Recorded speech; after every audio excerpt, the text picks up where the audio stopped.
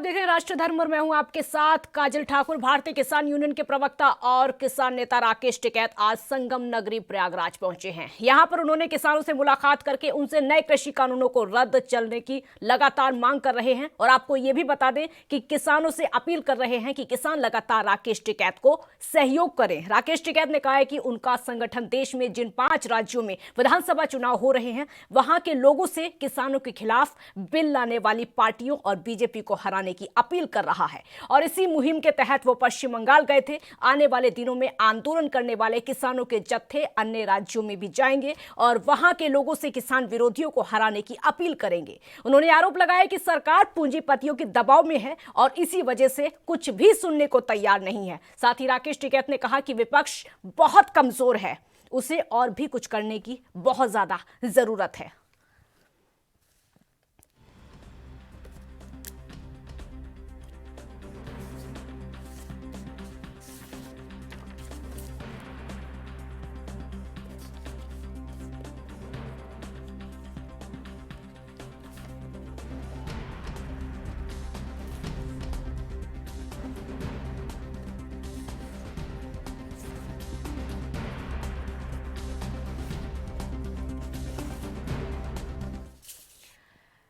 और डिबेट में शामिल होने के लिए हमारे साथ 2 खास मेहमान जुड़े हैं। राहुल आनंद बीजेपी का पक्ष रखेंगे, बहुत स्वागत है आपका। शिवराज सिंह अध्यक्ष हैं भारतीय किसान लोक शक्ति के, बहुत स्वागत है आपका। सबसे पहला मेरा जो सवाल है शिवराज जी आप ही से होगा। लगातार विपक्ष आपको समर्थन कर रहा है, किसान 3 महीनों से दिल्ली की सीमाओं पर बैठे हुए हैं, पूरा समर्थन विपक्ष का मिल रहा है आपको। आप कैसा समर्थन चाहिए? राकेश टिकैत कह रहे हैं कि जो विपक्ष को करना चाहिए वो नहीं कर पा रहा है।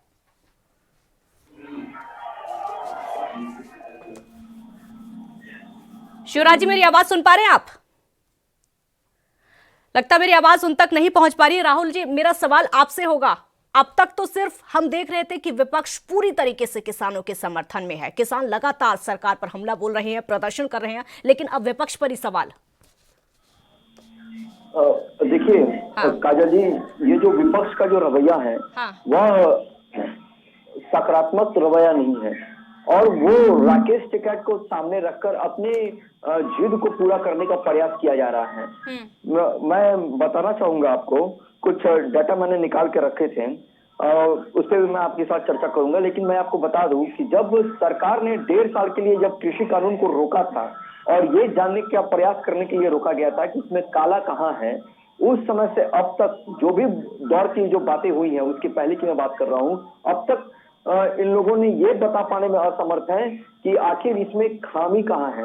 सिर्फ जिद पे अड़े हैं और जिद पे ही ये आगे की रणनीति तैयार कर रहे हैं। मैं आपको बता दूं कि जो यूपी के, पंजाब के और हरियाणा के जो किसान वहां बैठे हैं, उनको जो भारतीय खाद्य निगम जो है, भारत सरकार की जो एक संस्था है, उसने यूपी में मैं फरवरी की डाटा बता रहा हूं आपको, फरवरी 2021 का डाटा बता रहा हूं, यूपी में 44.69 लाख मैट्रिक टन, वेस्ट बंगाल में 10.71, हरियाणा में 37.60 और पंजाब में 135.89 लाख मैट्रिक टन की खरीदारी कर चुकी है।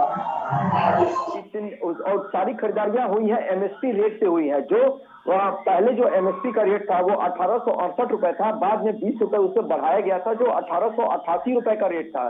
तो इतने सारे लोगों को जो फायदा दिया गया है, तो कहीं ना कहीं उन किसानों का ही तो अनाज खरीदा गया है जो एमएसपी पे सरकार ने रखी थी। अगर बात कर ले यूपी की, तो यूपी में गन्ना, मैं 2021 का आंकड़ा बता रहा हूँ आपको, फरवरी तक का, यूपी में गन्ना 124.57। जितने भी लेकिन आंकड़े आप जितने भी गिना रहे, किसान संतुष्ट नहीं है। क्या फायदा इन आंकड़ों का? कोई फायदा नहीं है, इन आंकड़ों का कोई फायदा नहीं। ठीक है शिवराज जी मेरी आवाज आ रही है आप तक?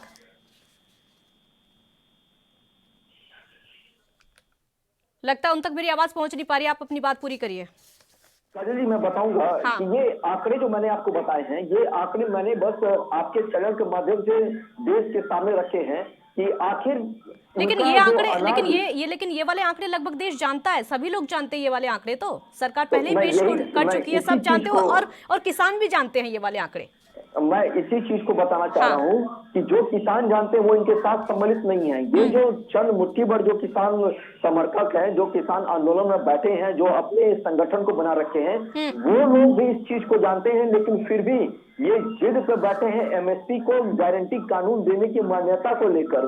और सरकार ने इस चीज को पहले ही क्लियर कर दिया है कि कानून को हम रद्द नहीं करेंगे और एमएसपी जिस प्रकार से थी उस प्रकार से चलती रहेगी। हम उससे भी अभी अनाज खरीद रहे हैं। तो और इनका जो राकेश टिकैत जी का एक बयान आया था जिसमें एक बच्ची ने अभी 2 दिन पहले की बात है, ज्यादा पुरानी बात भी नहीं है, कि एक रजनी नाम की बच्ची ने उनसे सवाल पूछे थे जिसके जवाब देने से वो बिदक रहे थे और किसान नेता उससे माइक छीनकर उसको भीड़ से अलग कर रहे थे। तो अगर वास्तव में अगर वो किसानों के हित की बात करना चाहते थे तो एक बच्ची जो छात्रा है उसके सवाल के जवाब से क्यों वो भाग रहे थे? नहीं, लेकिन फिर भी उनके हौसले बुलंद है। पश्चिम बंगाल में आप देख सकते हैं, उत्तर प्रदेश में देख सकते हैं, प्रयागराज में आज राकेश टिकैत पहुंचे, वहां पर आप देख सकते हैं। शिवराज जी, आवाज आ रही है मेरी आप तक? आ रही है। शिवराज जी, लगातार विपक्ष आपका समर्थन कर रहा है। दिल्ली की सीमाओं पर किसान बैठे हुए 3 महीनों से, चाहे वो कांग्रेस हो या फिर अन्य पार्टियां हो, सीधे समर्थन किया जा रहा है खुले तौर पर। लेकिन उसके बावजूद राकेश टिकैत कहते हैं कि जो काम विपक्ष को करना चाहिए किसानों के प्रति वो नहीं हो पा रहा है। कहाँ कमी रह गई? विपक्ष का तो पता नहीं जी। हाँ, विपक्ष का जवाब विपक्ष देगा। लेकिन बार बार भाजपा के जितने भी प्रवक्ता आते हैं वो ये कह देते हैं कि चंद मुट्ठी भर किसान दिल्ली के बॉर्डर पर बैठा है। मैं राहुल आनंद जी को बता देना चाहता हूं, जब हमारा देश गुलाम था और अंग्रेजों को खदेड़ने के लिए 1857 में जब क्रांति भड़की और 90 साल तक जब आंदोलन चला, जब जाकर के देश आजाद हुआ, तो देश का हर नागरिक अंग्रेजों से नहीं लड़ा था। कुछ हमारे हिंदुस्तान के नागरिक ऐसे भी थे जो अंग्रेजों का साथ दे रहे थे उस समय पे। हमेशा आंदोलन में बच्चा कभी नहीं कूदता। आंदोलन चंद लोग ही करते हैं और बाद बाकी जो किसान है वो अपना खेत में काम करता है। मतलब भाजपा ये चाहती है कि देश का बच्चा दिल्ली के बॉर्डर पे आ जाए, तब हम आंदोलन मानेंगे, नहीं तो हम इसको मुट्ठी भर किसान ही कहते रहेंगे। हम भड़काए हुए किसान कहते रहेंगे, बहकाए हुए किसान कहते रहेंगे। जो मेरे साथी राहुल आनंद जी अभी आंकड़ा गिना रहे थे, मैं आपको बता देना चाहता हूं कि देश में जितनी भी सरकारी खरीद होती है वो एमएसपी पे ही होती है। इसमें कोई नहीं नकार सकता कि सरकार एमएसपी से नीचे खरीदती है। किसानों की जो मांग है, किसानों की जो लड़ाई है, किसानों का जो आंदोलन है, हाँ। जो प्राइवेट मंडियों में प्राइवेट आढ़तियों के द्वारा या प्राइवेट प्लेयर्स के द्वारा एमएसपी से नीचे जो माल की लूट होती है किसान का गल्ला जो लूटा जाता है, शायद राहुल आनंद जी को पता नहीं कि बाजरा, मक्का, धान, दलहन किस रेट में, कपास किस रेट में लूट लिए गए। शिवराज जी, पहले मेरी बात सुनिए। जो डिबेट हमने रखी है वो राकेश टिकैत के उस बयान पर रखी है जो कि आज उन्होंने प्रयागराज में बोला है। वो वहां पर उन्होंने ये बोला है कि विपक्ष अपनी भूमिका किसानों के प्रति नहीं निभा पा रहा है। अब तक जो किया वो नहीं था जो कि किसान चाहते हैं। उस बयान का जवाब आपसे चाहिए। नहीं, मैंने ये कहा राकेश टिकैत जी ने विपक्ष को कहा है। विपक्ष में कौन सी पार्टी को कहा है? विपक्षी पार्टियां तो लगभग सभी हैं, तो सभी के लिए बोला होगा ना, चाहे कांग्रेस हो, टीएमसी हो, अन्य कोई भी पार्टी हो, आम आदमी पार्टी हो, लगभग सभी पार्टियां किसानों के समर्थन में हैं, तो सभी के लिए बोला होगा। जाहिर सी बात है। विपक्ष को जो सत्ताधारी पार्टी है उसे भी वोट की राजनीति करनी है, जो विपक्षी पार्टी है उन्हें भी वोट की राजनीति करनी है। अब विपक्ष आज भी काम नहीं करता है तो विपक्ष की जिम्मेदारी है ना। विपक्ष क्यों नहीं मैदान में खुले मन से कूदता है? अब तक विपक्ष जितना आपका समर्थन कर रहा है, जिस तरीके से कर रहा है, वो कम है क्या? प्रियंका गांधी, एक मिनट, प्रियंका गांधी उत्तर प्रदेश में लगातार महापंचायतों में जाती हैं, वहां पर शामिल होती हैं। राहुल गांधी के ट्वीट आप भी पढ़ते होंगे, वो भी लगातार किसानों के समर्थन में ट्वीट करते हैं, तो समर्थन तो दिया जा रहा है ना। नहीं, समर्थन नहीं दे रहे, वो अपनी पार्टी का प्रचार प्रसार कर रहे हैं। हाँ, विपक्ष का जो काम करने का है वो विपक्ष अपना काम कर रहा है, किसान आंदोलन का जो काम करने का वो किसान आंदोलन कर रहा है। विपक्ष आज काम नहीं करेगा तो विपक्ष आने वाले चुनाव में फिर क्या जवाब देगा? तो विपक्ष चादर तान के नहीं सो सकता। वो महापंचायत करे, ट्वीट करे, अखबारों में दे, बयान दे, चैनल पे बोले, विपक्ष को तो बोलना पड़ेगा। लेकिन हमारा विपक्ष से ज्यादा सरोकार नहीं है। हमारा आंदोलन जो पार्टी सत्ता में होती है, जो सरकार में होती है, उससे होता है। लेकिन जो पार्टी सत्ता में बैठी है वो गूंगी बहरी बन गई है, बिल्कुल दमनकारी नीति कर रही है, आंदोलन को तोड़ने का अलग अलग तरीका से प्रयास कर रही है। कभी मुट्ठी भर किसान कह देते हैं, कभी चंद किसान कह देते हैं, कभी देश कह देते हैं, कभी खालिस्तानी पाकिस्तानी कह देते हैं, अनेक अनेक नामों से हमारा श्रृंगार करते हैं ये। लेकिन जो सरकार को काम करना चाहिए वो काम सरकार नहीं कर रही है। ठीक है, आपका जवाब दे रहे हैं, जवाब सुन लीजिए, बोलिए।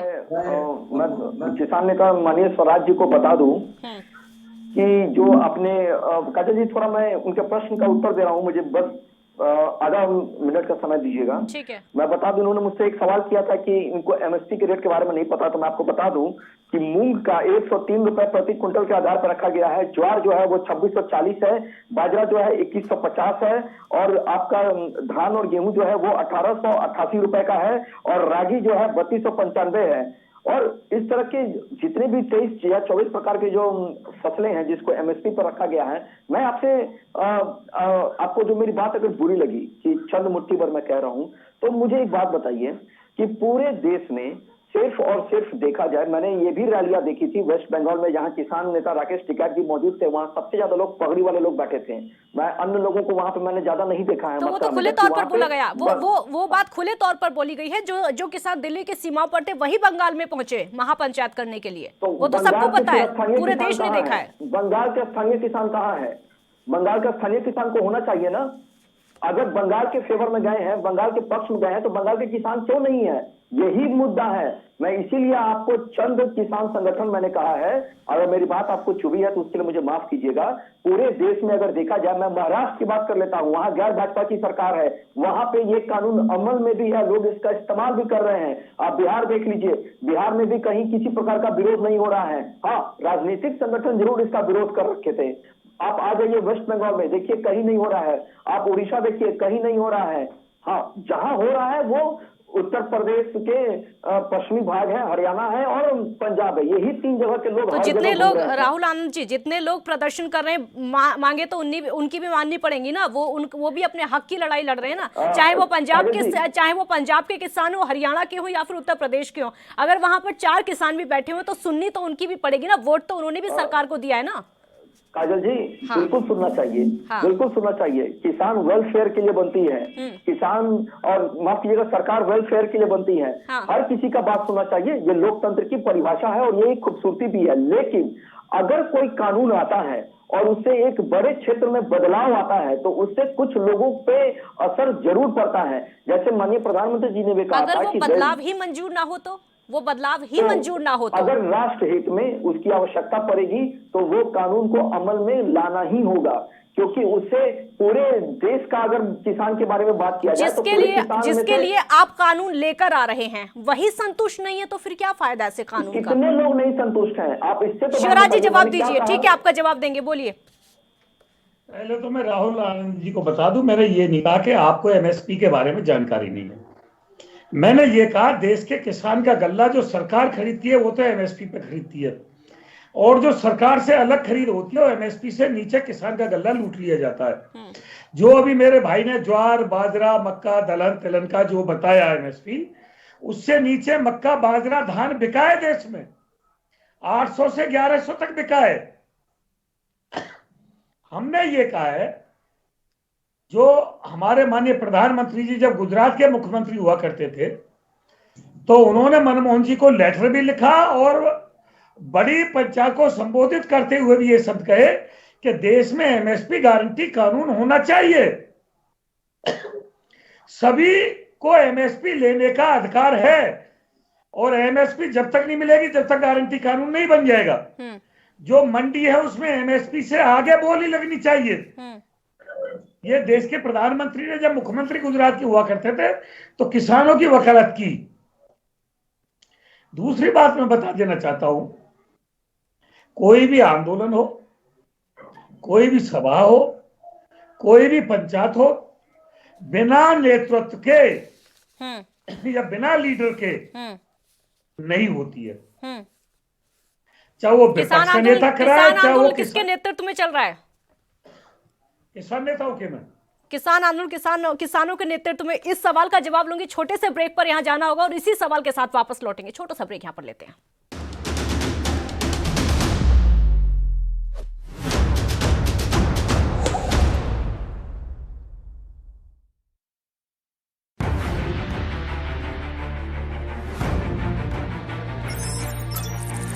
खबर चाहे सियासत की हो या सरकार की, खबर चाहे भ्रष्टाचार की हो या गुनहगार की, दिन भर में क्या रहा देश जगत का हाल, किस मुद्दे ने बनाई किसकी सरकार, रखते हैं हम सब पर नजर, पहुंचाते हैं हम हर खबर।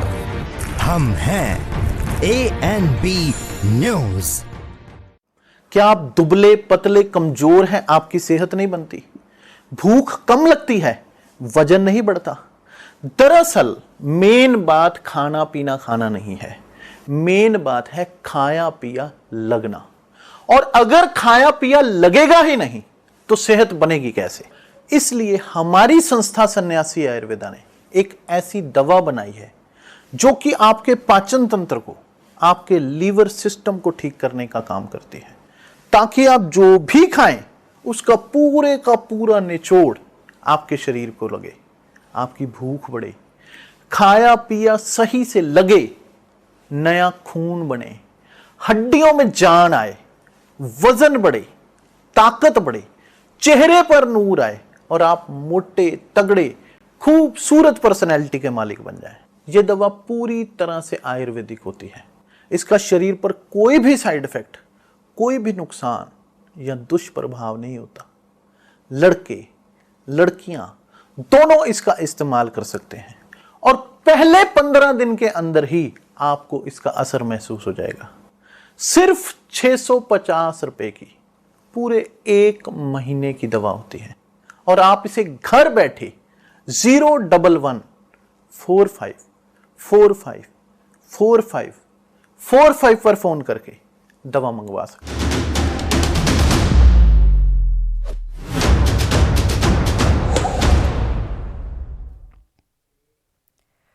ब्रेक के बाद एक बार फिर स्वागत है आपका। शिवराज जी, अगला सवाल मेरा आपसे ही होगा। आपने भी कहा था कि किसान आंदोलन किसानों के नेतृत्व में हो रहा है। अगर ऐसा है तो फिर वहां पर राजनीतिक दलों को मंच क्यों दिया जाता है? क्यों वहां पर हरियाणा के नेता पहुंचते हैं? क्यों वहां पर उत्तराखंड के नेता पहुंचते हैं? आप कैसी बात करती हो? आंदोलन जो है किसान नेताओं के नेतृत्व में है। हाँ। अगर कोई हमारे हित में बात करने के लिए पहुंचता है तो मतलब हम उसको लठ मार के वहां से खदेड़े, ये हमको करना चाहिए। जब ये भाजपा विपक्ष में थी तो माननीय राजनाथ जी पंचायतों में पहुंचते थे, किसानों को संबोधित करते थे।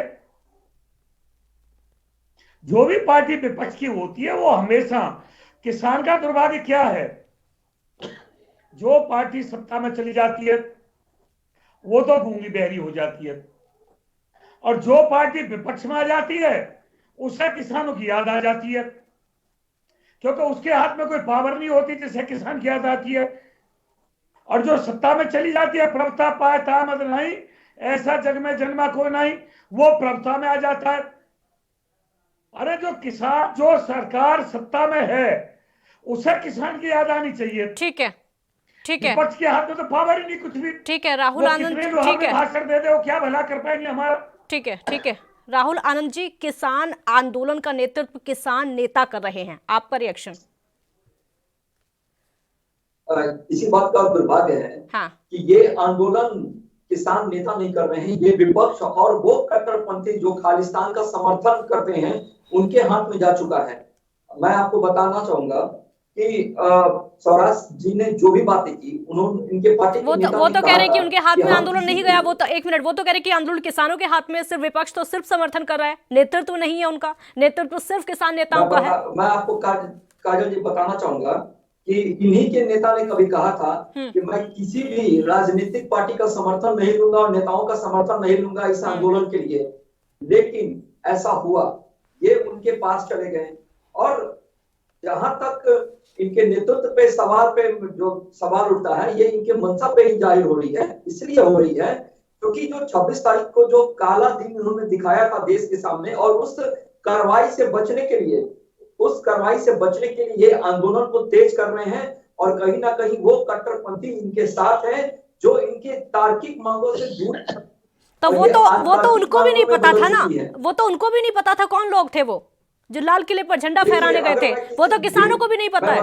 हाँ, मैं आपको बताना चाहूंगा कि अगर मैं किसी भीड़ का आह्वान करता हूं, अगर उसका मैं नेतृत्व करता हूं और प्रशासन को लिखित में मैं देता हूं कि कल हम ट्रैक्टर मार्च निकालेंगे, जबकि प्रशासन ने इस बात को पहले ही संदेह के तौर पे बताया था कि हो सकता है कि कुछ असामाजिक तत्व रहे, फिर भी इन लोगों ने किया। इन लोगों ने जो मार्ग को तय किया था उस मार्ग को छोड़ दिया, जोर जबरदस्ती की। तो अगर आप किसी नेतृत्व को बुलाते हैं और सरकार के पास जाते हैं अपनी मांगों को लेने के लिए, तो इसका जवाबदेही आपको ही लेना पड़ेगा। ये बहुत ही आसान तरीका है कह के निकल जाना कि हमने ये नहीं किया। ठीक है शिवराज जी, किसान आंदोलन का नेतृत्व और मान सम्मान दोनों सवालों के घेरे में है।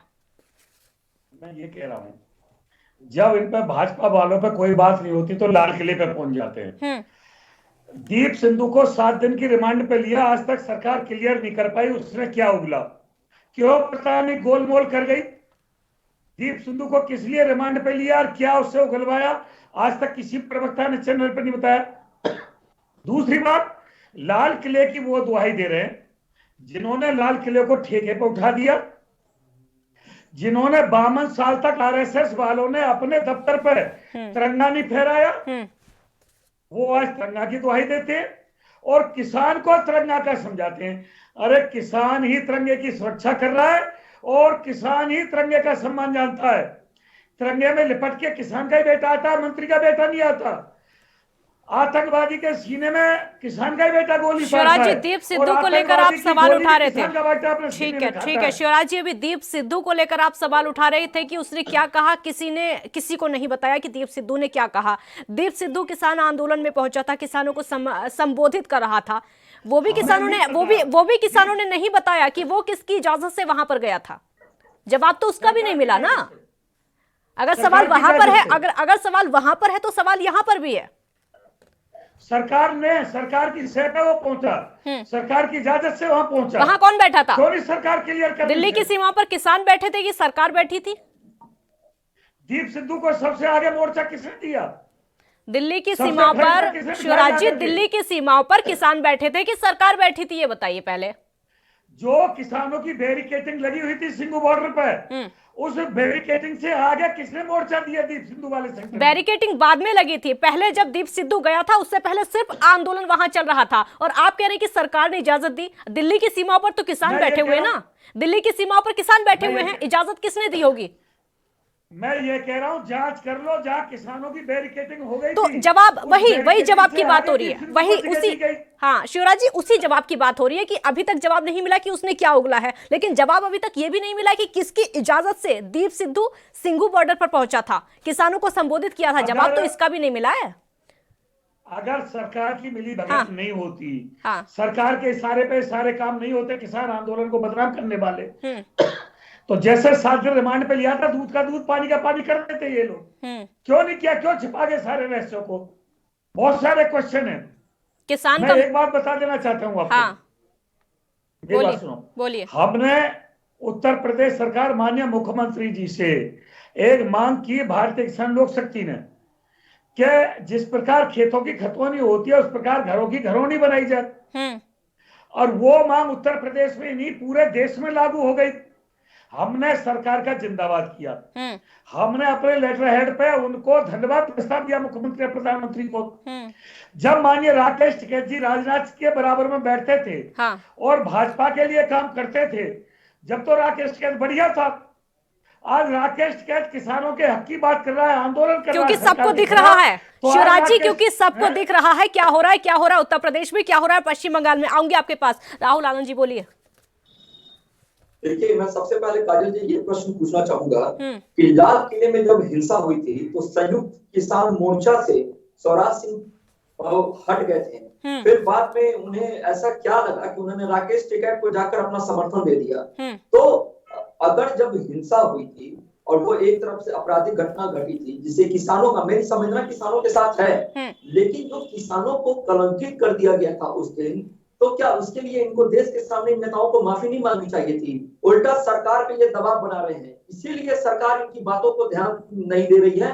और सरकार अब भी कह रही है कि आप आइए, बैठिए, उसमें काला क्या है आप ठीक है, समय की कमी है। लास्ट रिएक्शन शिवराज जी आपका, क्योंकि मान सम्मान वो नहीं रहा है किसान आंदोलन का, इसलिए सरकार सुनने को तैयार नहीं है। वो मान सम्मान नहीं है जो कि पहले दिन था दिल्ली की सीमा पर देखने को मिला था। सरकार भी हल्के में ले रही है, कोई फायदा नहीं होगा इस बात का। हाँ, सरकार अगर अपनी हठ धर्मता पर रही तो जैसे 2 सीट से जाकर के 303 पे गई, हाँ, 303 से उतर के 2 सीट पे आ जाएगी। मैं चैलेंज करता हूँ आपके चैनल पे बैठकर। ठीक है, देखते हैं आपका चैलेंज कितना कारगर साबित होगा। ठीक है, देखते हैं कितना कारगर आपका चैलेंज साबित होगा। बहुत शुक्रिया आपका हमारे साथ जुड़ने के लिए। तो राकेश टिकैत का बड़ा बयान, उन्होंने साफ कहा है कि किसान आंदोलन का समर्थन जिस तरीके से विपक्ष को करना चाहिए वो नहीं किया है। छोटा सा ब्रेक यहां पर लेते हैं, जल्द हाजिर होंगे।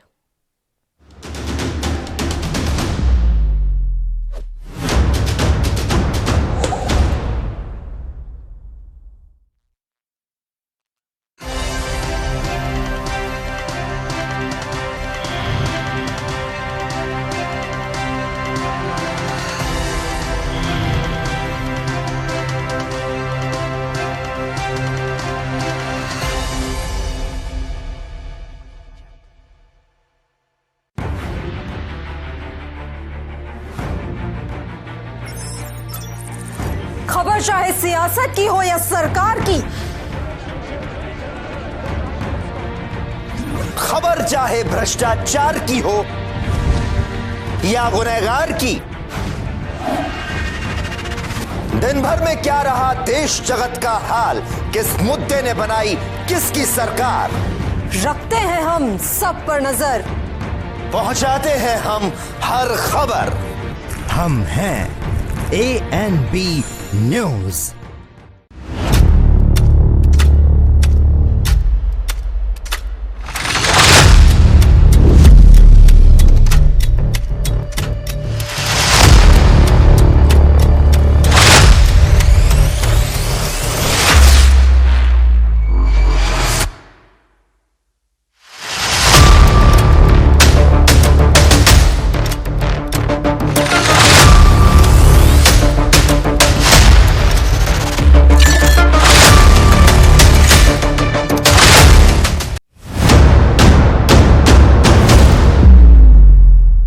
हक की बात दोपहर 12 बजे सिर्फ ANB न्यूज पर। क्या आप दुबले पतले कमजोर हैं, आपकी सेहत नहीं बनती, भूख कम लगती है, वजन नहीं बढ़ता? दरअसल मेन बात खाना पीना खाना नहीं है, मेन बात है खाया पिया लगना। और अगर खाया पिया लगेगा ही नहीं तो सेहत बनेगी कैसे? इसलिए हमारी संस्था सन्यासी आयुर्वेदा ने एक ऐसी दवा बनाई है जो कि आपके पाचन तंत्र को, आपके लीवर सिस्टम को ठीक करने का काम करती है, ताकि आप जो भी खाएं उसका पूरे का पूरा निचोड़ आपके शरीर को लगे, आपकी भूख बढ़े, खाया पिया सही से लगे, नया खून बने, हड्डियों में जान आए, वजन बढ़े, ताकत बढ़े, चेहरे पर नूर आए और आप मोटे तगड़े खूबसूरत पर्सनैलिटी के मालिक बन जाएं। यह दवा पूरी तरह से आयुर्वेदिक होती है। इसका शरीर पर कोई भी साइड इफेक्ट, कोई भी नुकसान या दुष्प्रभाव नहीं होता। लड़के लड़कियां दोनों इसका इस्तेमाल कर सकते हैं और पहले 15 दिन के अंदर ही आपको इसका असर महसूस हो जाएगा।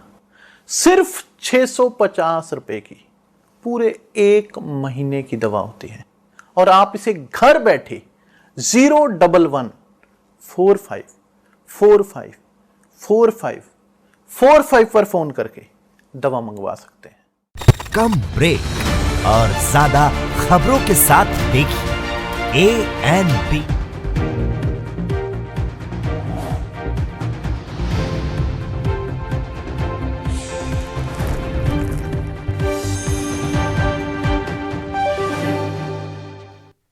नमस्कार, आप देख रहे हैं एनबी न्यूज और मैं हूं आपके साथ काजल ठाकुर। देश में कोरोना वायरस की लहर एक बार फिर से लौटती हुई दिखाई दे रही है। एक दिन पहले की अगर बात बताएं आपको तो एक महीने में वायरस के मामले काबू आने के बाद ज्यादातर राज्यों में स्कूल और कॉलेज फिर से खोले जा रहे थे, लेकिन अब वायरस के बढ़ते मामलों के चलते स्कूल फिर से बंद होने लगे हैं।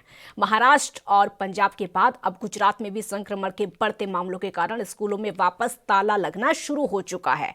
सूरत के स्कूलों में छात्र छात्राओं में संक्रमण के मामले लगातार बढ़ रहे हैं। राज्य सरकार तेजी से स्कूलों में कोरोना जांच कराने में जुटी हुई है, जिसके आंकड़े लगातार निकलकर सामने आ रहे हैं। आपको बता दें कि 28 स्कूलों के 1613 बच्चों की जांच में 85 छात्र संक्रमित पाए गए हैं।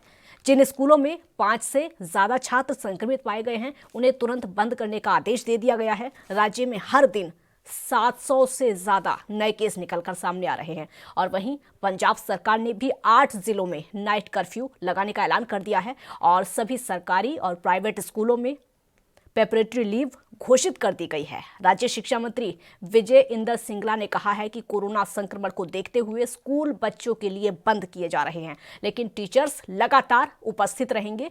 जो छात्र परीक्षा की तैयारी लगातार कर रहे हैं या फिर टीचर्स की कोई मदद चाहते हैं तो वो स्कूल आ सकते हैं। आपको ये भी बता दें कि सबसे पहले महाराष्ट्र में वायरस के मामले बढ़ने के बाद मुंबई और पुणे के स्कूल बंद किए गए थे, जिसके बाद अन्य राज्यों में भी स्कूल खोले जा रहे हैं, लेकिन कोरोना के कारण फिर से स्कूलों में ताले पड़ते हुए दिखाई दे रहे हैं। देश भर में बोर्ड परीक्षाएं अप्रैल मई में शुरू होनी है, जो कि ऑफलाइन ही आयोजित की जाएंगी, लेकिन बढ़ते संक्रमण के बीच में परीक्षाएं कराना सभी राज्य बोर्ड के लिए बड़ी चुनौती इस समय बन चुका है।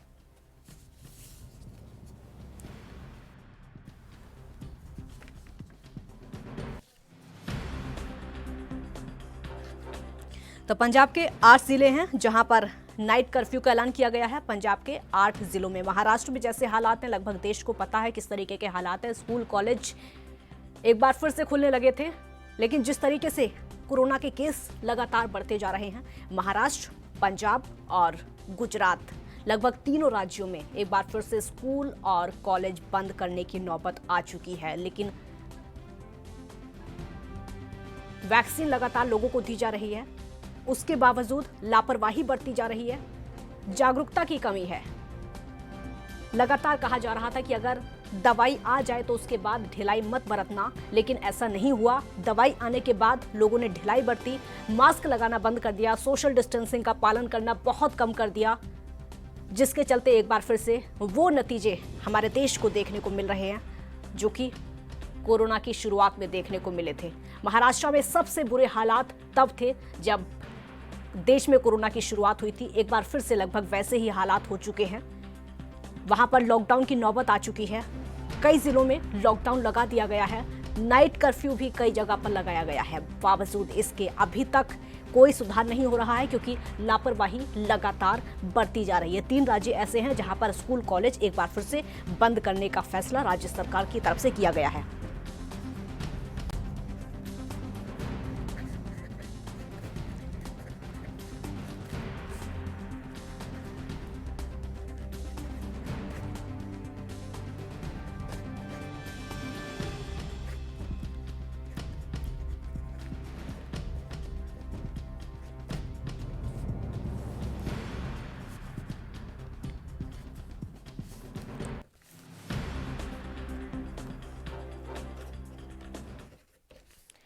और हमारे साथ चर्चा करने के लिए इस समय डॉक्टर DK गुप्ता जुड़ चुके हैं, जो कि चेयरमैन है फिलिप्स हॉस्पिटल के नोएडा से। बहुत स्वागत है डॉक्टर साहब आपका।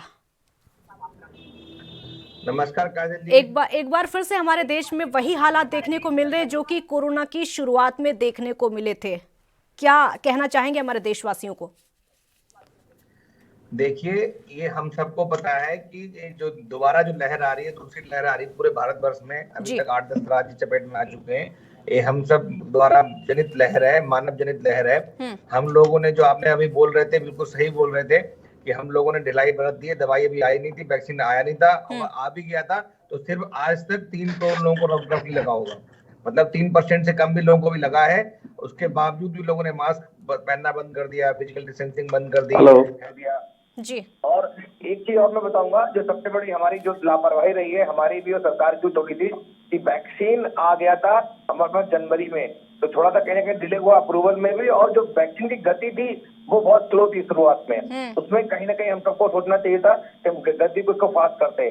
तो अभी जैसे अब वैक्सीन का संख्या बढ़ रही है, कल 20 लाख वैक्सीन लगी है एक दिन में, तो अगर हम कोशिश करें 1 करोड़ तक इस संख्या को ले जाएं और 24 घंटे वैक्सीन लगवाएं, 24/7 वैक्सीन लगाएं, तो शायद जाके अगले 5-6 महीने में हम सिग्निफिकेंट पॉपुलेशन को कवर कर पाएंगे, और तब हम शायद हार्ड इम्यूनिटी की जो बार बार बात करते हैं उसकी तरफ पहुंच पाएंगे।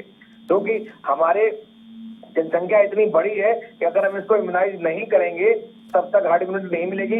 अभी भी देश की 70-80% जनसंख्या विभिन्न पार्ट में, विभिन्न प्रदेशों में, विभिन्न जिलों में ऐसी है जिसको ना तो वैक्सीन लगा है और ना ही उसको नेचुरल इन्फेक्शन हुआ है। तो ऐसे लोग हाई रिस्क लोग हैं, वल्नरेबल लोग हैं, वर्जिन लोग हैं, इनको जैसे ही उस कम्युनिटी में, उस समुदाय में, उस ग्रुप में वायरस की एंट्री होगी किसी के फार्म में, तो उनको तुरंत इन्फेक्शन होने के खतरे बढ़ जाएंगे। वो इन्फेक्शन एक से दूसरे में बढ़ेगा और वो आउटब्रेक का रूप लेगा जैसे भी चल रहा है। और इस नाइट कर्फ्यू का कोई फायदा नहीं है। हम फिर बता रहे हैं नाइट कर्फ्यू, रात में एक्टिविटी होती नहीं है। कर्फ्यू लगाना है तो दिन में लगाओ। दिन में लगाने का फायदा नुकसान ये है कि इकोनॉमिक एक्टिविटी बंद हो जाएगी। तो अभी हमें चाहिए कि ना तो लॉकडाउन कोई सॉल्यूशन नहीं है इसका परमानेंट, सॉल्यूशन यही है कि हम लोग सारे नियमों का पालन करें जितने प्रिकॉशंस है, और साथ में वैक्सीन प्रक्रिया को मैं फिर बार बार कह रहा हूँ कि चाहे वो स्टेट गवर्नमेंट हो चाहे सेंट्रल गवर्नमेंट हो, दोनों को सोचना चाहिए कि कैसे हम मैक्सिमम यूटिलाइजेशन कर सकते हैं अपनी हेल्थ केयर फैसिलिटीज का, चाहे वो प्राइवेट सेक्टर की हो चाहे गवर्नमेंट सेक्टर की हो, और जल्द से जल्द अपनी जितनी पॉपुलेशन है उस सबको वैक्सीनेट कर दें, सो दैट हार्ड इम्यूनिटी बन जाए और हम इस सारी समस्या से बच जाए। डॉक्टर गुप्ता, आप डॉक्टर हैं, इसीलिए आपसे सवाल पूछना जरूरी है कि अगर हमारे देश में जब वैक्सीन आ जाती है उसके बाद अगर ढिलाई नहीं बरती जाती, लगातार वही रूल लोग फॉलो करते जो कि कोरोना की शुरुआत में कर रहे थे, अगर वैसा होता तो शायद आज महाराष्ट्र समेत कई राज्यों में ऐसे हालात ना होते। बिल्कुल ठीक कह रहा हूं, मैं आपसे बता रहा हूँ वैक्सीन लगना कोई सॉल्यूशन नहीं है। वैक्सीन लगने के बाद भी 2 डोज लगने के बाद भी इम्यूनिटी आने में आपको 15 से 20 दिन लगते हैं। मतलब अगर पूरे 60 करोड़ पॉपुलेशन को पहले तो सिंगल डोज नहीं 2 डोज लगनी चाहिए, उसके 15 दिन बाद 70% लोगों में इम्यूनिटी आएगी पूरी, क्योंकि इसकी एफिकेसी जो है लगभग 70% है। तो ऐसा नहीं वैक्सीन लगने के बाद तुरंत, तो हमें जो कोविड एप्रोप्रिएट बिहेवियर की जिसकी हम बात करते हैं उसको अगले 6-8 महीने फॉलो करना पड़ेगा, बड़ी शिद्दत से फॉलो करना पड़ेगा। अगर नहीं फॉलो करेंगे तो इस तरह के आउटब्रेक या जो सर्ज है या केसेस बढ़ रहे हैं वो हमें विभिन्न जिलों में या विभिन्न प्रदेशों में मिलेंगे और फिर शायद कंट्रोल करना मुश्किल हो। और जैसा हमने देखा है दुनिया के बड़े बड़े देश हैं, चाहे यूनाइटेड किंगडम है, इंग्लैंड है, इटली है, ऑस्ट्रेलिया है, इतने सारे, स्पेन है, इतने सारे क्या नाम देशों में लॉन्ग लॉकडाउन लगा है या इवन तीसरा चरण लॉकडाउन का चल रहा है बहुत जगह अभी भी। तो अगर इस चरण से बचना है, बिकॉज हमारा देश जो है, हमारी अर्थव्यवस्था इतनी अच्छी नहीं है कि हम लॉकडाउन को परमानेंटली एक्सेप्ट कर सकें या लंबे लॉकडाउन को हम एक्सेप्ट कर सकें, उससे हमारी अर्थव्यवस्था चरमरा जाएगी।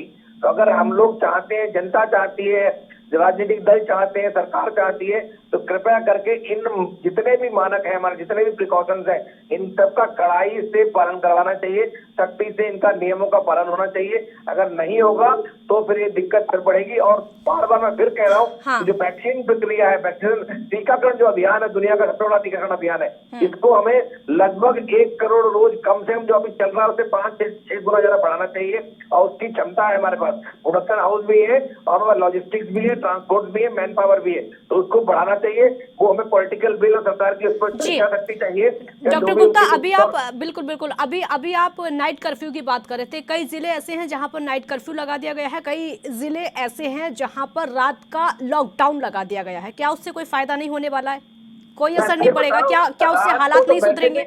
हाँ जी, रात को तो वैसे कुछ गतिविधियां काफी कम हो जाती हैं, हाँ। उससे कोई बहुत बेनिफिट नहीं मिल रहा है। कृपया करके ये देखा जाए कि जो दिन में लोग घूम रहे हैं, जो कोरोना के जो बाहर घूम रहे हैं, जिन्होंने मास्क नहीं लगाया हुआ है, जिन्होंने मास्क लगाया तो नीचे लगाया हुआ है, जिन्होंने कोई फिजिकल डिस्टेंसिंग नहीं कर रखी, भीड़ वाले इलाकों में पार्टियां हो रही है, शादी बारात हो रही है, राजनीतिक रैलियां हो रही है, जो चीज वर्चुअल हो सकती थी, तो सब कुछ हो रहा है, खुलेआम हो रहा है। तो अगर इस पे कंट्रोल नहीं करते तो फायदा क्या उसको लगाने का? कोई फायदा नहीं है।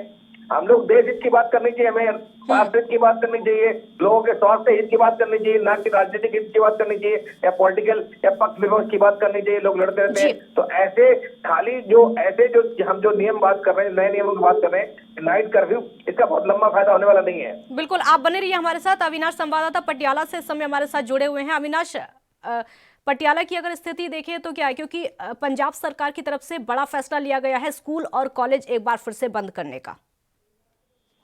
कहीं ना कहीं स्कूल और कॉलेज जो बंद करने का फैसला लिया गया, और नाइट कर्फ्यू जो 11 बजे से सुबह 5 बजे तक कर्फ्यू भी लगाया गया है। पटियाला की बात करें तो रोजाना ही पॉजिटिव केस है जो उनका आंकड़ा बढ़ता ही जा रहा है। 193 केस आज भी आए हैं, तो कहीं ना कहीं जो आंकड़ा है प्रतिदिन बढ़ता जा रहा है और एक्टिव केस अब 1174 हो चुके हैं।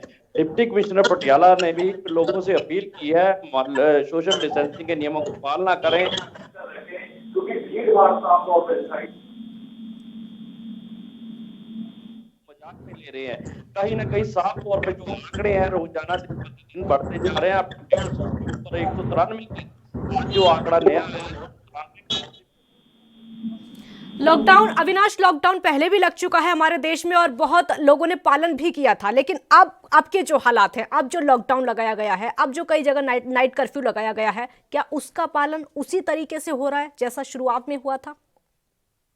बात करें नाइट कर्फ्यू, तो नाइट कर्फ्यू का कोई फायदा नहीं होगा, क्योंकि दिन में ही भीड़ भाड़ देखने को मिलती है। तो के जो नियम है उसकी उल्लंघना जो है दिन में ही की जा रही है। चाहे धरनाकारियों की बात करें या लोगों की, तो लोग जो है इसे देखा कर रहे हैं। पुलिस खड़ी होती है, 2-2, 3-3 जो लोग व्हीकल पे निकल रहे हैं विदाउट मास्क निकल रहे हैं, कहीं ना कहीं देखने को मिल रही है। नाइट कर्फ्यू लगाने का कोई फायदा नहीं होगा, जो नाइट कर्फ्यू में लोग कहाँ निकलते हैं रात को 11 से 12 बजे पहुंच जाएगा बाहर। दिन में सख्ती करने की, तो दिन में कहीं ना कहीं अगर प्रशासन सख्ती करता है तो कहीं ना कहीं इस पर नकेल डाली जाएगी। अगर दिन में प्रशासन द्वारा ढील दी जा रही है तो कहीं ना कहीं। ठीक है, आपके पास आऊंगी। डॉक्टर DK गुप्ता भी हमारे साथ जुड़े हुए हैं। डॉक्टर साहब, आप डॉक्टर हैं, क्योंकि आपसे इसीलिए सवाल पूछना बनता है। जो कोरोना के मरीज हैं वो भी लगातार आपके पास आते होंगे। पहले जो शुरुआत हुई थी तब और अब के जो मरीज हैं, बिहेवियर चेंज हुआ है?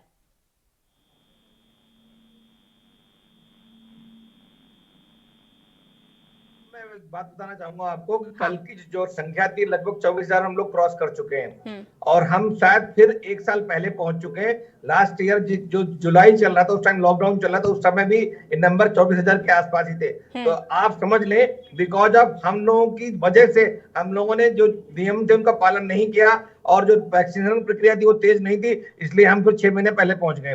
दोबारा हम उसी स्थिति में पहुंच गए जो हम जुलाई 2020 में थे। तो इसलिए हम सबको चाहिए एक तो कि दोबारा सख्ती से सब पे कंट्रोल करें और दोबारा स्थिति को सामान्य करें। दूसरी बात रही जो पेशेंट कैसे आ रहे हैं, पेशेंट नॉर्मली, अच्छी बात यह है कि अभी तक कोई नया स्ट्रेन नहीं मिला है। जितने केसेस आ रहे हैं वो सब पुराने स्ट्रेन के ही हैं। अगर गलती से म्यूटेशन हो गया, अगर गलती से कोई जेनेटिक ड्रिफ्ट या जेनेटिक शिफ्ट हो गया इसमें और कोई नया स्ट्रेन आ गया और ऐसा स्ट्रेन आ गया उसके अगेंस्ट अगर वैक्सीन इफेक्टिव नहीं हुई तो ये हम सबके लिए प्रॉब्लम क्रिएट कर सकता है। क्योंकि हमें पता है ये वायरस होते हैं, ये वायरस की फितरत होती है, इनके जो बिहेवियर है वो चेंज होता रहता है। जैसे जैसे ट्रांसमिशन बढ़ता है ये अंदर बॉडी के अंदर रेप्लिकेट करते हैं कि नई नई कॉपी बनती रहती है, और कॉपी करते समय, कॉपी बनते समय इनके अंदर म्यूटेशन हो सकता है, इनका डीएनए चेंज हो सकता है। और जब भी अगर डीएनए चेंज होगा, कोई म्यूटेशन होगा, तो हो सकता है अगर वो बड़ा म्यूटेशन है तो वो सिग्निफिकेंट हो और वैक्सीन भी कामयाब ना हो। तो इसलिए मैं फिर कह रहा हूं, हमें इस कोरोना को यहाँ रोकना पड़ेगा, इस स्पीड को रोकना पड़ेगा,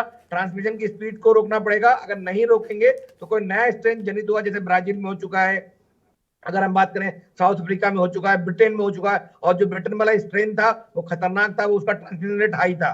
तो अगर ऐसा कोई आ गया तो हमारी जनसंख्या इतनी बड़ी है, हम लोग 135 करोड़ की आबादी है, 70% जनसंख्या जो हमारे गांव में रहती है, जहाँ पे हेल्थ केयर की फैसिलिटीज है ही नहीं या बहुत कम है। तो अगर उन लोगों को अस्पताल दिलाना, बेड दिलाना, आईसीयू बेड दिलाना, वेंटिलेटर मिलना, एम्बुलेंस मिलना, ये हम देख चुके हैं कि हमारे पास कम इन्फेक्शन था तभी भी हमारे लिए प्रॉब्लम हो रही थी। तो अगर इन्फेक्शन बढ़ेगा तो बहुत दिक्कत हो सकती है। तो इसलिए हमारा सरकार का, सबका, और जो इवन जो आप लोगों का जो मीडिया हाउसेस है, इन सबका काम होना चाहिए, राजनीतिक दलों, पक्ष हो, विपक्ष हो, बिल्कुल सब अपना काम करें, बिल्कुल सब अपना काम करें। पटियाला का एक बार फिर से अपडेट ले लेते हैं, पटियाला में कैसे हालात है। अविनाश, जागरूकता की कमी दिखाई दे रही है, तभी ऐसे हालात दोबारा हमें देखने को मिल रहे हैं। कह रहे हो आप, जागरूकता की कमी साफ तौर पे दिखाई दे रही है, क्योंकि दिन में लोग जो भीड़ भाड़ इलाका जो दिखाई दे रहा है, सोशल डिस्टेंसिंग के जो नियम है उसकी उल्लंघना की जा रही है। विदाउट मास्क बात करें, ज्यादातर लोग जो मास्क का उपयोग ही नहीं कर रहे, सोशल डिस्टेंसिंग के जो नियम है उसकी उल्लंघना हो रही है। कहीं ना कहीं जो सख्ती करनी चाहिए प्रशासन को, दिन में करनी चाहिए, क्योंकि रात को 11 बजे कोई बाहर नहीं निकलता। जरूरत है दिन में सख्ती करने की। अगर दिन में सख्ती होगी तो जाके जो आंकड़ा जो दिन प्रतिदिन बढ़ता जा रहा है वो कम होगा, क्योंकि आज 193 केस आ रहे हैं और 1164 एक्टिव केस है, तो कहीं ना कहीं चिंता का विषय जो है बना हुआ। मुख्यमंत्री के खुद के शहर में लोग कानून के जो नियम है उसकी उल्लंघना करते नजर आ रहे हैं। साफ तौर पर भीड़ भाड़ देखने को मिल रही है, कोई मास्क नहीं पहन रहा है, सोशल डिस्टेंसिंग के नियमों की कोई जो बात है वो नहीं मान रहा। बेशक प्रशासन अपील कर रहा है, पटियाला के डिप्टी कमिश्नर जो कुमार अमित है उन्होंने अपील की, लेकिन लोग इनको मानने को तैयार नहीं है। ठीक है सर। लॉकडाउन को लेकर पंजाब में क्या चल रहा है? जिस तरीके से कड़ा फैसला महाराष्ट्र सरकार की तरफ से लिया गया है, वैसा लॉकडाउन को लेकर क्या पंजाब में कुछ? जी कादर, बात करें लॉकडाउन तो अभी तक ऐसा कोई जिक्र नहीं हुआ, लेकिन नाइट कर्फ्यू की बात करें, पहले प्रशासन के द्वारा जो हुक्म जारी हुआ है नाइट कर्फ्यू 11 से 5 बजे सुबह तक नाइट कर्फ्यू लगाया गया। अगर आंकड़े बढ़ते जारी करेगी, जो प्रशासन के द्वारा जो है रहते हैं वो जारी होंगी पटियाला में भी, तो कहीं ना कहीं चिंता का विषय हो जाना। आंकड़ा जो बढ़ता जा रहा है, आज 200 के करीब पहुंच चुका है, तो कहीं ना कहीं आने वाले टाइम में हो सकता है कि पंजाब सरकार आदेश दे और सकती हो सकता है लॉकडाउन की जरूरत पड़ेगी, क्योंकि आंकड़ा जो है प्रतिदिन बढ़ता जा रहा है। जी करो। स्कूल कॉलेज बंद करने का फैसला किया गया है। स्कूल कॉलेज बंद हो सकते हैं, छात्रों की परीक्षाएं हैं वो इफेक्ट होंगी। सबसे बड़ी दिक्कत यहाँ पर ये हो सकती है, उसको सुधारने के लिए कुछ किया जा रहा है? बात करें स्कूल कॉलेज जो बंद हो रहे हैं, तो कहीं ना कहीं जो टीचर पॉजिटिव आ रहे हैं, स्टूडेंट पॉजिटिव आ रहे हैं, इसको लेकर पंजाब सरकार ने एडवाइजरी जारी की, जिसके अंदर स्कूल और कॉलेज बंद किए जा रहे हैं। कहीं ना कहीं जो पॉजिटिव केस का स्कूल कॉलेज का भी बढ़ता आ रहा है, जिसको लेकर हदायतें जारी की गई है। कहीं ना कहीं जो आंकड़ा जो बढ़ता जाता है उसे देखते हुए भी प्रशासन के द्वारा और सरकार के द्वारा जो नए हुक्म जारी हुए हैं, स्कूल और कॉलेज बंद कर देंगे। अगले देर तक ये बंद। ठीक है, मुरारी सिंह संवाददाता हमारे साथ मुंबई से इस समय जुड़ चुके हैं। मुंबई का अपडेट ले लेते हैं, क्या हालात है मुंबई में? क्योंकि सबसे ज्यादा बुरे हालात जो हैं हमारे देश में वो वहीं पर हैं। कोरोना को लेकर सबसे ज्यादा संक्रमण फैला हुआ है। जी काजल, बिल्कुल सही कहना है। जिस तरीके से पिछले एक सप्ताह से लगातार अनियंत्रण स्थिति होती जा रही है, और यही वजह है कि अब महाराष्ट्र सरकार कई ऐसे इलाके हैं मुंबई से सटे और महाराष्ट्र के कई ऐसे जिले हैं जहां पर नाइट कर्फ्यू लगाए गए हैं। बावजूद उसके उन्हीं इलाकों से बड़ी संख्या में कोरोना पॉजिटिव के केस पाए जा रहे हैं। 24 घंटे में जिस तरीके से 15-16 हजार तक आंकड़ा महाराष्ट्र का पहुंच रहा है, मुंबई का आंकड़ा 1500 से लेकर के 1700 तक जो आंकड़ा पहुंच रहा है वो कहीं न कहीं चिंता का विषय बनते हुए जा रहा है। और यही वजह है कि लगातार स्थिति सुधारने के महाराष्ट्र सरकार में मुख्यमंत्री उद्धव ठाकरे, स्वास्थ्य मंत्री राजेश टोपे और महानगर पालिका के जो मेयर हैं और कर्मचारी हैं उनके साथ जो है लगातार चर्चाएं की जा रही है कि आखिर स्थिति को कैसे नियंत्रण में लाया जा सके। जी काजल, रात में कर्फ्यू से कुछ हो नहीं पा रहा। नाइट कर्फ्यू लगातार कई जिलों में लगा हुआ है, मुंबई में उससे कुछ नहीं हो पा रहा है। दिन के कर्फ्यू को लेकर क्या कोई बातचीत चल रही है या फिर लॉकडाउन को लेकर कोई चर्चा चल रही है? क्योंकि वो सक्सेस नहीं हो पा रहा है नाइट कर्फ्यू। काजल, देखिए जिस तरीके से महाराष्ट्र के मुख्यमंत्री स्थिति को देखते हुए काफी गंभीर जो है निर्णय लेने के लिए वो मजबूर हैं, और यही वजह है कि मंगलवार तक, यानी कि मंगलवार को महाराष्ट्र सरकार जिस तरीके से संकेत दे रही है कि जो आंकड़ा 15,000-16,000 तक आ रहे हैं उसे देखते हुए उचित कदम उठाया जाएगा। लेकिन अगर लापरवाही की बात करें तो इतने केसेस आने के बावजूद भी काजल, मुंबई सहित महाराष्ट्र में कई जगहों पर ऐसी लापरवाही देखी जा रही है। सैकड़ों की भीड़ होती है लेकिन उनके चेहरे पर मास्क नहीं होता है। सैकड़ों के लोग इकट्ठा होते हैं लेकिन सोशल डिस्टेंसिंग का पालन नहीं करते हैं। ट्रेनों की बात करें या फिर बसों की बात करें, ऑटो रिक्शे में भी 4 से 5 लोग बैठे होते हैं, और यही वजह है कि हालात नहीं सुधर रहे हैं। जी काजल, स्कूल कॉलेज बंद करने का फैसला महाराष्ट्र में कर दिया गया है। छात्रों को दिक्कत हो सकती है क्योंकि परीक्षाएं भी होनी है। एमपीएससी के छात्रों ने भी सड़क पर उतरकर प्रदर्शन किया था। कैसे संभालेगी सरकार उनको? काजल देखिए, महाराष्ट्र सरकार हर संभव प्रयत्न कर रही है कि किसी भी तरीके से स्थिति सुधार में आए और ताकि जो परीक्षाएं रद्द की गई है, जो परीक्षाएं 4 से 5 बार रद्द हो चुकी है, एटलीस्ट उन परीक्षाओं को कराया जाए। लेकिन जिस तरीके से शिक्षा मंत्री वर्षा गायकवाड़ ने साफ तौर पर कहा कि हम बच्चों के सेहत के साथ खिलवाड़ नहीं कर सकते हैं क्योंकि स्थिति काफी खराब होती जा रही है। अब ऐसे में इस तरीके की स्थिति बनती है और जो मंगलवार का समय यानी 2 दिन के बाद क्या कुछ निर्णय महाराष्ट्र सरकार लेती है उस पर सबकी निगाहें टिकी हुई है। जी, क्या नाइट कर्फ्यू को बढ़ाने का फैसला हो सकता है? काजल देखिए, जिस तरीके से स्थिति खराब हो रही है, प्रतिदिन आंकड़े अगर मुंबई की बात करें तो 100 से 125 नए केस पाए जा रहे हैं। अगर महाराष्ट्र की बात करें तो 1000 से 1200 केस प्रतिदिन ज्यादा मिल रहे हैं। मतलब कहीं न कहीं प्रतिदिन स्थिति खराब हो रही है, चाहे महाराष्ट्र का औरंगाबाद हो, पुणे हो, नासिक हो या फिर नागपुर हो या मुंबई से सटे ठाणे शहर हो, ये तमाम जो 9 से 10 इलाके हैं पूरी तरह से संवेदनशील बन चुके हैं और यही वजह है कि महाराष्ट्र सरकार कोई जल्दीबाजी नहीं करना चाहती है। स्थिति को देखते हुए उन तमाम कदमों को उठाना चाहती है। जी, आप हमारे साथ बने रहिए क्योंकि पटियाला का अपडेट लेना भी बहुत जरूरी है। अविनाश, पंजाब सरकार की तरफ से अगला कदम क्या हो सकता है, खासकर जागरूकता को लेकर, क्योंकि वही सबसे बड़ी लापरवाही बन रही है और उसी की वजह से आज हालात वो हो गए हैं जो कि देश दोबारा नहीं चाहता था। सरकार की हिदायतें जारी हो रही है, लोगों को जागरूक भी किया जा रहा है। ये पंजाब सरकार की हिदायत जारी हो रही है, प्रशासन जागरूक नहीं कर रहा। प्रशासन अपनी तरफ से पूरा जोर लगा रहा है, लोगों को बार-बार अपील कर रहा है, समझा रहा है कि मास्क पहन कर रखें और हाथ धोते रहे, सोशल डिस्टेंसिंग के नियमों की पालना करें। लेकिन कहीं न कहीं जो कमी है वो लोगों में है, लोग इसे अनदेखा कर रहे हैं, अनसुना कर रहे हैं, जिसका भुगतान डिस्ट्रिक्ट पटियाला के आ रहा है। हर एक हल्के की बात करें तो हर एक हल्के का जो आंकड़ा है दिन प्रतिदिन बढ़ता जा रहा है। पटियाला की बात करें, नापा, समाना, राजपुरा, चंद्राना, हर जगह का जो आंकड़ा है दिन प्रतिदिन जो केस है उसकी बढ़ोतरी होती जा रही है। कहीं ना कहीं जो प्रशासन है लोगों को अपील कर रहा है, जागरूक कर रहा है, लेकिन लोग इसे अनसुना और अनदेखा करते जा रहे हैं। कहीं ना कहीं साफ तौर पर उल्लंघना कर रहे हैं लोग। अगर बात करें ट्रैफिक की तो ट्रैफिक में भी देखने को मिलता है, गाड़ियों में लोग भर भर कर जा रहे हैं, विदाउट मास्क जा रहे हैं, कोई प्रशासन की बात मानने को तैयार नहीं, जिसका खामियाजा जो बढ़ता ही जा रहा है और 1174 एक्टिव केस हो चुके हैं और आज 193 पॉजिटिव केस आए हैं। तो कहीं ना कहीं चिंता का विषय बना हुआ है। लोगों को समझना चाहिए कि ये जो कोरोना की जो अभी चैन है वो टूटी नहीं है और आंकड़ा दोबारा बढ़ना शुरू हो चुका है। ठीक है, बहुत शुक्रिया आपका। और अगला अपडेट हम मुंबई का लेंगे। मुरारी, किस तरीके से वहां पर सैंपलिंग को लेकर चल रहा है और जांच को लेकर चल रहा है, क्योंकि लगातार केसेस बढ़ते चले जा रहे हैं, कोरोना के मामले लगातार बढ़ते चले जा रहे हैं। क्या सैंपल की संख्या बढ़ाई जा रही है, जांच की संख्या बढ़ाई जा रही है, टेस्टिंग को किस तरीके से आगे बढ़ाया जा रहा है? जी काजल, देखिए जिस तरीके से एक सप्ताह में स्थिति अनियंत्रित हुई है उसे लेकर के महाराष्ट्र सरकार और बृहन मुंबई महानगर पालिका द्वारा जितने भी कोविड सेंटर बंद हुए थे, चाहे वो जो है दहीसर का रहा हो या बीकेसी का रहा हो या घाटपुपर, चेंबूर, वड़ाला, थाना, कलवा, मुमरा, युवा, ये जो इलाके में जो जंबो कोविड सेंटर बनाए गए थे उन्हें फिर से शुरू करने की बात कही गई है क्योंकि स्थिति लगातार बिगड़ रही है, पेशेंट आ रहे हैं। अगर टेस्टिंग की बात करें तो 8 से 9 ऐसे लैब थे जिन्हें रनिंग में चालू रखा गया था, बाकी बंद किया गया था, तो उन्हें भी जो बंद हुए लैब थे उन्हें भी चालू किया गया है। रेलवे स्टेशन पर अगर बात करें तो छत्रपति शिवाजी महाराज टर्मिनस हो या बांद्रा टर्मिनस, वहां पर भी बीएमसी के डॉक्टर हैं, वहां पर भी लोगों के टेम्परेचर नापे जाते हैं और जिनमें कोई जो किस्म का दिखाई देता है, कोई अंश दिखाई देता है तो उनका टेस्ट किया जाता है। अगर मुंबई एयरपोर्ट की बात करें तो एयरपोर्ट पर साफ तौर पर लिखा है कि अगर आप मास्क नहीं लगाएंगे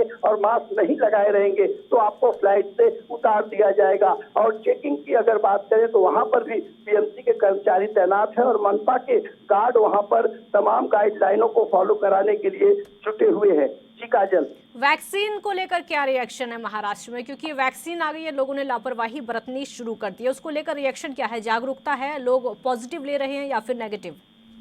काजल देखिए, जिस तरीके से स्थिति खराब हो रही थी ऐसे में आनंद फानन में महाराष्ट्र सरकार ने 88 हॉस्पिटलों में वैक्सीनेशन की अनुमति दे दी गई है। सारी गाइडलाइनों के तहत वैक्सीनेशन शुरू हो गया है। अगर उत्तर मुंबई की बात करें तो ऑस्कर हॉस्पिटल में भी वैक्सीनेशन शुरू हुआ है। रक्षा और फिनिक्स जो हॉस्पिटल्स हैं मलाड और गोरेगांव और बोरीवली के बीच में, यहाँ पर भी वैक्सीनेशन का काम शुरू हो चुका है। लगातार मनपा कर्मचारियों द्वारा अनाउंस किया जा रहा है और लोगों से अपील की जा रही है कि वो टीकाकरण अपने नजदीकी स्वास्थ्य पर जाकर के कराएं या फिर जिन प्राइवेट अस्पतालों में सरकार द्वारा जो है कि कोविड का टीका भेजा गया है वहां पर टीकाकरण कराएं। इस तरीके की जागरूकता फैलाई जा रही है, लेकिन जिस तरीके से यहाँ पर स्थिति खराब हो रही है, इसे लेकर यही कहेंगे कि जो लोग हैं उनकी लापरवाही है। ठीक है, राजीव तिवारी संवाददाता हमारे साथ इस समय दिल्ली से जुड़ चुके हैं। राजीव, सबसे पहले वहां का अपडेट बताइए, क्योंकि देश की राजधानी है, सबसे बड़ी चिंता वहां पर हो जाती है। देश के जितने भी काम हैं वहीं से चलते हैं, चाहे वो देश की संसद हो या फिर अन्य काम हो। वहां पर किसान आंदोलन भी चल रहा है। अपडेट बताइए देश की राजधानी का।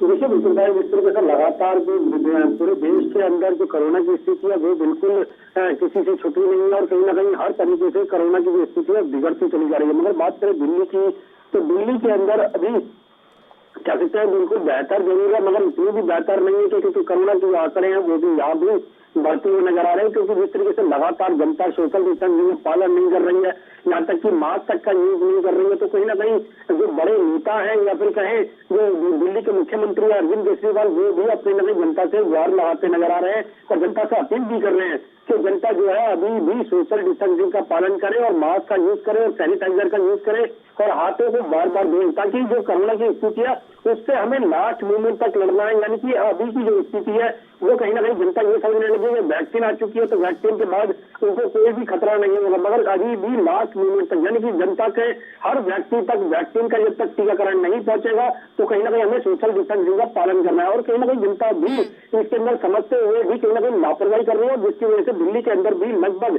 400 से 500 के करीब आंकड़े आना लगे हैं अब 24 घंटे के अंदर। कहीं ना कहीं थोड़ा बहुत और जनता को जागरूक होना पड़ेगा और एंड मूवमेंट तक यानी कि लास्ट तक जनता को लड़ना पड़ेगा और कहीं ना कहीं वायरस का जो खतरा है उससे बचना पड़ेगा। जी राजीव, देश की राजधानी को लेकर ही इतना बड़ा सवाल एक और है कि सिर्फ पब्लिक लापरवाह बनी हुई नहीं है, यहाँ पर सरकार भी लापरवाह है। क्योंकि शुरुआत में सबने देखा था जब कोरोना की शुरुआत हुई थी, जो स्कूल थे जो कॉलेज थे उनको क्वारंटाइन सेंटर में तब्दील कर दिया गया था। हालात वो हो गए थे पूरी तरीके से। केजरीवाल सरकार जागरूक थी, इतने लोग जागरूक नहीं थे जितनी सरकार। अब जितने ज्यादा लोग लापरवाह, उससे कहीं ज्यादा लापरवाह राजधानी की सरकार नजर आ रही है। देखिए बिल्कुल सही कहा आपने, यहाँ पर ये चीज समझनी होगी जिस तरीके से जनता के जो नुमाइंदे हैं यानी कि जो सरकार के अंदर बैठे हुए बड़े नेता हैं या बड़े अधिकारी हैं वो कहीं ना कहीं इसका पालन, गाइडलाइन का जो पालन होना चाहिए था वो नहीं करते नजर आ रहे। क्योंकि अभी जो पिछले कुछ दिनों के अंदर देखा तो जो उपचुनाव हुए थे उसके अंदर 5 सीटों के ऊपर कहीं ना कहीं सभी पार्टियों के जो नेता थे या फिर कहीं कार्यकर्ता थे उन्होंने भी कहीं ना कहीं गाइडलाइन का बिल्कुल पालन नहीं किया। यहाँ तक कि सोशल डिस्टेंसिंग की तो बिल्कुल धज्जियां उड़ाई गई थी, मगर जिस तरीके से बात करें कोरोना की तो कहीं ना कहीं उसका जो असर है अब जनता पे पड़ता नजर आ रहा है। क्योंकि जनता को भी लगता है कि जिस तरीके से बड़े नेताओं को, बड़े पार्टियों के नेताओं को नहीं कुछ हो रहा है, बड़े अधिकारियों को कुछ नहीं हो रहा, तो फिर जनता की स्पेशली गाइडलाइन क्यों बनाई जा रही है, कहीं ना कहीं उनको भी पालन करना चाहिए। मगर जो अधिकारी हैं या बड़े नेता हैं जिस तरीके से उन्होंने पालन नहीं किया तो कहीं ना कहीं जनता के ऊपर भी वही चीज असर नजर आ रही है और जनता भी शायद यही समझने लगी कि नेताओं को वायरस नहीं है तो छोटे आम जनता को भी वायरस नहीं होगा, सिर्फ ये भ्रम फैलाया गया है। मगर कहीं ना कहीं जनता कहीं ना कहीं लापरवाही जरूर है और बड़े अधिकारी जो है। ठीक है, बहुत शुक्रिया आप दोनों का इस पूरी जानकारी के लिए। तो कोरोना की स्थिति जिस तरीके से देखने को मिल रही है, एक बार फिर से दूसरी लहर शुरू हो गई है और वजह इसकी सिर्फ एक है कि लोग लापरवाह बने हुए हैं, जिसकी वजह से एक बार फिर से वही हालात होने को हैं जो कि अब से तकरीबन 1 साल पहले थे। बहुत शुक्रिया आपका। देखते रहिए ANB न्यूज़। नमस्कार।